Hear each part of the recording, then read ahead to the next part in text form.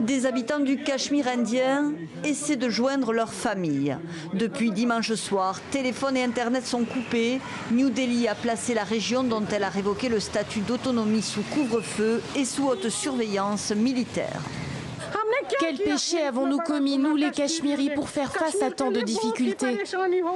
Un couvre-feu assoupli aujourd'hui pour permettre aux musulmans majoritaires au Cachemire de se rendre à la prière du vendredi.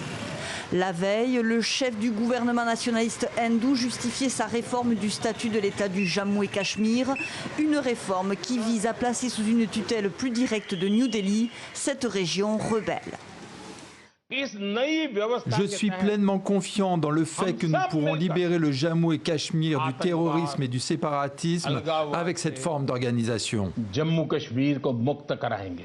Narendra Modi a aussi annoncé que des élections locales allaient être prochainement organisées. Depuis la partition de l'Empire britannique des Indes en 1947, Inde et Pakistan revendiquent chacun la souveraineté de cette vaste région de l'Himalaya.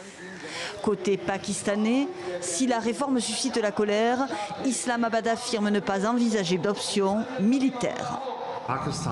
Le Pakistan étudie plutôt des options politiques, diplomatiques et juridiques.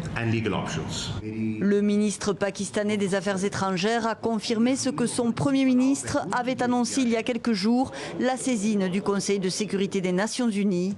Les Nations Unies qui appellent à la retenue maximale entre les deux pays voisins.